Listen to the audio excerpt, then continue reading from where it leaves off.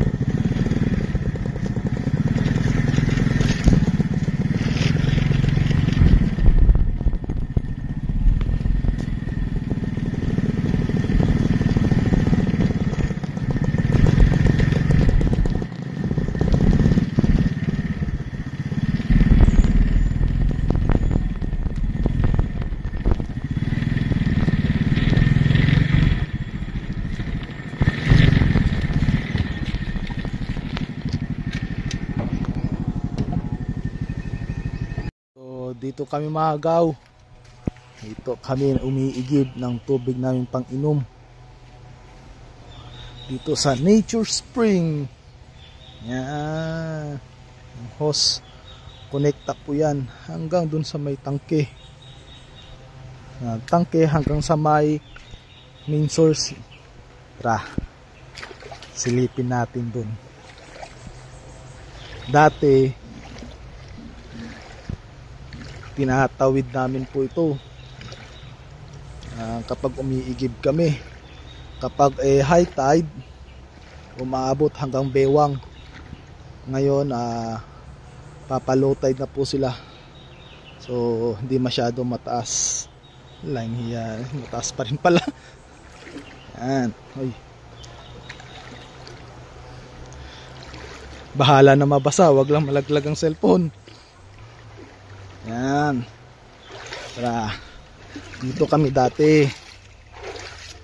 Dito namin inaakyat to. Yan, papakita ko sa inyo maga. Yung simula dun sa may tangke dito, dati dito kami umiigib. Tinatawid namin to. Yan. Etong tangke na to, bagong gawa po ito.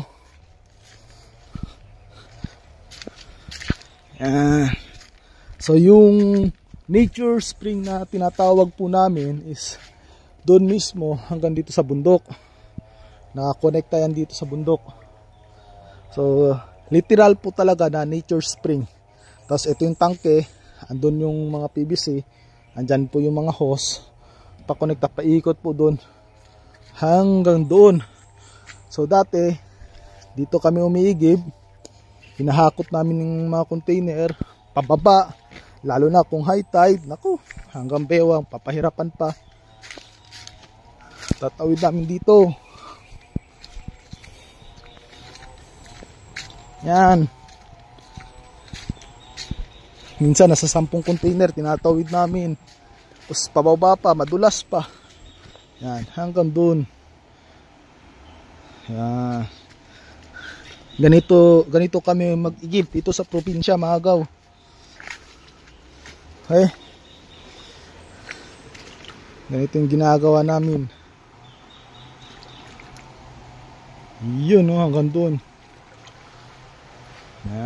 Mamaya na lang po, ah. Last trip, mga agaw. Ilan na lang. Yun, no.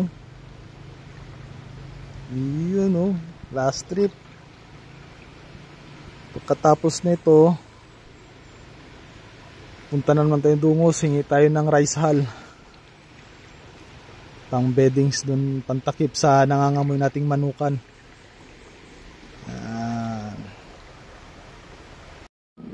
Ayun.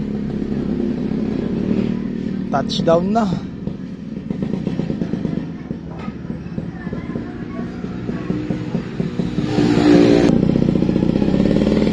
Yan, touchdown na, natapos rin. Thank you.